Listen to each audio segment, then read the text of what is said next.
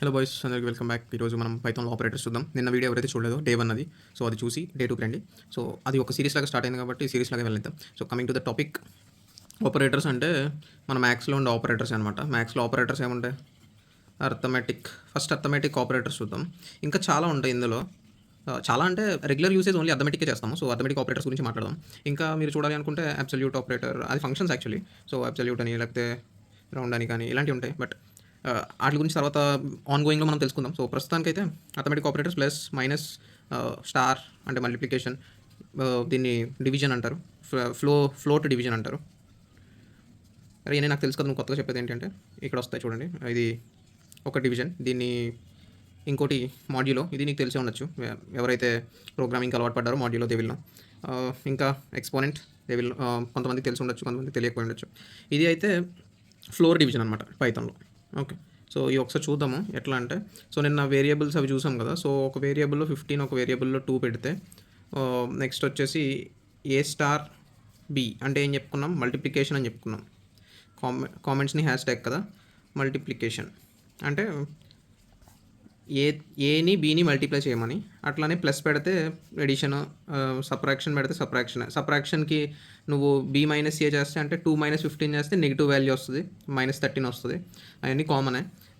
Division, float division ఎందుకు అంటున్నానంటే, ఇప్పుడు ఏ 6 బి 2 డివిజన్ చేస్తే ఎంత వస్తుంది? 6/2 3 కదా. కాకపోతే ఇక్కడ నువ్వు ఇది ఆపరేటర్ వాడడం వల్ల ఇది ఫ్లోట్ వస్తుంది అనమాట, అంటే 3.0 ఫ్లోట్. నిన్న ఎవరైతే ఫ్లోట్ ఏంటో అర్థం కాకపోతే నిన్న డేటా టైప్స్ గురించి మాట్లాడాను, వెళ్ళి చూడండి అర్థమవుతుంది. సో అది ఫ్లోర్ డివిజన్ ఏంటి అంటే 6/4 అనుకుందాం. అంటే ఎంత? 1.25 దగ్గరికి కదా. సో ఫ్లోర్ ఏమవుతుంది అంటే, ఫ్లోర్ వాల్యూ అంటే 1 కదా దీని floor value. So floor division అంటే డెసిమల్ని వదిలేసి ఉత్త మెయిన్ నెంబర్ మీద ఫోకస్ చేస్తుంది, అంటే ఫ్లోరింగ్. సీల్స్, ఫ్లోర్స్ అని మనం మాట్లాడాం మనం ఎస్క్యూఎల్లోనే ఎక్కడో. ఓకే, సీల్ అంటే 1.5కి సీల్ ఏంటి 2, 1.5కి ఫ్లోర్ ఏంటి 1.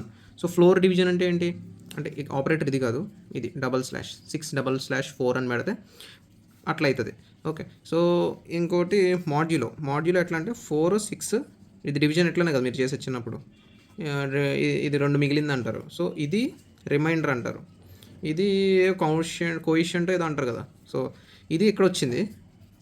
ఈ రిమైండర్ ఎప్పుడు వస్తుంది అంటే 6/4 పెడితే 2 వస్తుంది అనమాట. అర్థమైందా? So 6 floor division 4 = 1, 6/4 = 2. అంటే రిమైండర్ మాడ్యులో వాడడం వల్ల రిమైండర్ వస్తుంది, ఫ్లోర్ డివిజన్ వాడడం వల్ల మనకి కోయిషియంట్ వస్తుంది.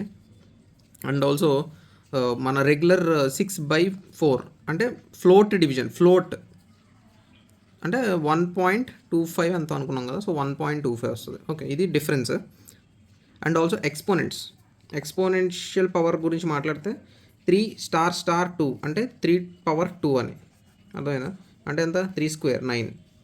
ఓకే, సో ఇప్పుడు ఒక ఎక్స్ప్రెషన్ చూద్దాం. ఎక్స్ప్రెషన్ అంటే ఏంటి అంటే, దీన్ని ఏమంటారు అంటే, a + b ఉంది. సో ఏకి ఒక వాల్యూ, బీకి ఒక వాల్యూ ఉంటుంది కదా. సో ఇది ఆపరేటర్,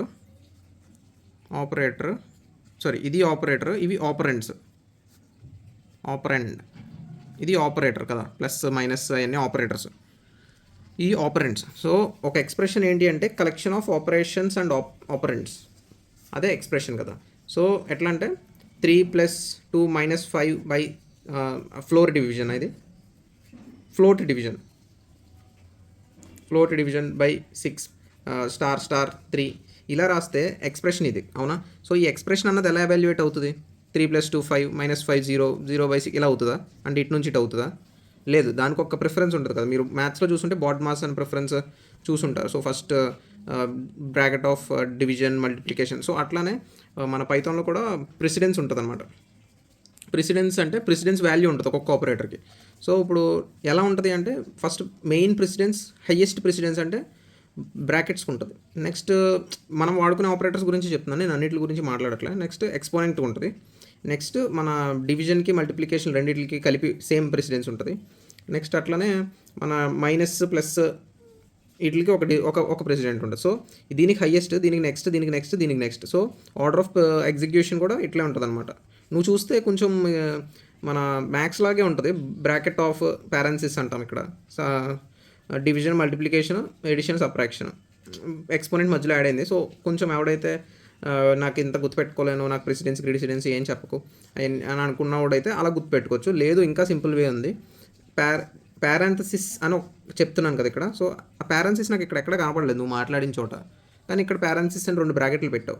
ఏంటి అంటే అదే నీకు మెయిన్ హెల్ప్ అనమాట. ఏం గుర్తుపెట్టుకోక్కర్లేదు, ఆర్డర్ ఎవరు ఫస్ట్ ఎవరు సెకండ్ ఏం గుర్తుపెట్టుకోక్కర్లేదు. సో పారాంథసిస్కి వెళ్ళే ముందు ఒక చిన్న క్వశ్చన్. సో 3*2 ఇలా ఉంది. సో దీని అర్థం ఏంటి? 3/2 అనా, లేకపోతే let's say like this. Okay, దీని అర్థం ఏంటి? 3/6 అని, అంతేనా? 3 × 2 6 కింద రాస్తారు, మీకు ఐడియా ఉంటుంటే మ్యాథ్స్లో.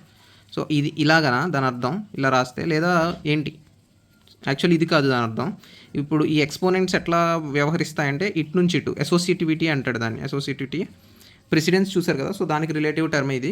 సో ఇంత నేను అంత గుర్తుపెట్టుకోలేను. ఇది యాక్చువల్లీ ఎట్లా వస్తుంది అవుట్పుట్ అంటే 2/3 ఎంత? 8 కదా. పవర్ టు ద 3కి పవర్ అనమాట, అంటే 3/8 యాక్చువల్లీ ఆన్సర్. 3/6 కాదు, 3/8. సో ఇటు నుంచి ఇటు రైట్ టు లెఫ్ట్ జరుగుతుంది అనమాట ఎక్స్పోనెంట్స్ వచ్చినప్పుడు, స్టార్ వచ్చినప్పుడు. ఓకే, సో ఇంత నేను గుర్తుపెట్టుకోలేనన్నా, నువ్వు ఇంత కన్ఫ్యూజ్ చేయకు నాకు అంటే. జస్ట్ పారాంథసిస్ అన్న నీకు ఒక మంచి హెల్ప్ చేస్తుంది అనమాట. ఎట్లా అంటే ఇప్పుడు నువ్వు ఇంత పెద్ద తీసుకున్నావు, రైట్? సో నువ్వు యాక్చువల్లీ చేయాలనుకుంది 2 - 5 ఫస్ట్ చేయాలనుకున్నావు. సో దానికి ఒక బ్రాకెట్ పెట్టు. తర్వాత 6*3 ఇదంతా కలిపి ఒకలా జరగాలి. తర్వాత ఇదంతా బై జరగాలి. ఆ తర్వాత 3తో ప్లస్ జరగాలి. సో ఇలాగా నువ్వు డివైడ్ చేసుకోవాలన్నమాట ప్రతిదాన్ని బ్రాకెట్లతో. నువ్వు ఎంత చిన్నది రాస్తున్నా సరే బ్రాకెట్స్తో డివైడ్ చేయాలి. సో దీన్ని ఎలా డివైడ్ చేయాలి? నువ్వు అనుకున్న దాని ప్రకారం 3/6 రావాలి ఆన్సర్, కానీ ఇలా రాయడం వల్ల 3/8 వస్తుంది కదా. సో దీన్ని 3/6 కింద రాయాలంటే ఎలా రాయాలి చెప్పండి? 3*2. సో ఎలా రాయొచ్చు? ఫస్ట్ దీనికి బ్రాకెట్ పెట్టి తర్వాత దీనికి బ్రాకెట్ పెడతావు, అంటే ఫస్ట్ ఇది అవ్వాలి, అంటే 3² *3 అంతేనా?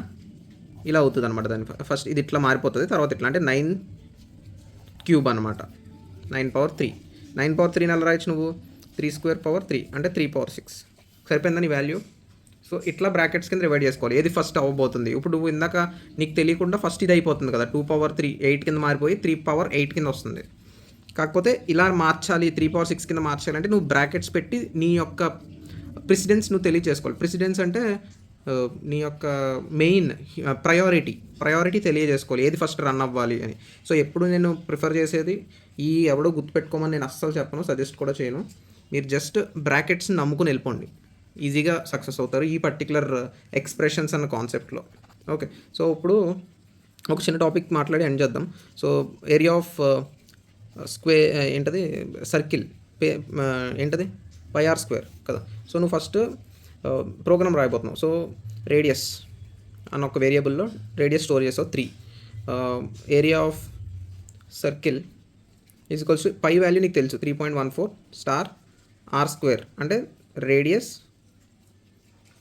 హోల్ స్క్వేర్, అంటే రేడియస్ *2. నేను చెప్పినట్టు బ్రాకెట్ పెట్టాలి కదా, పెట్టాను.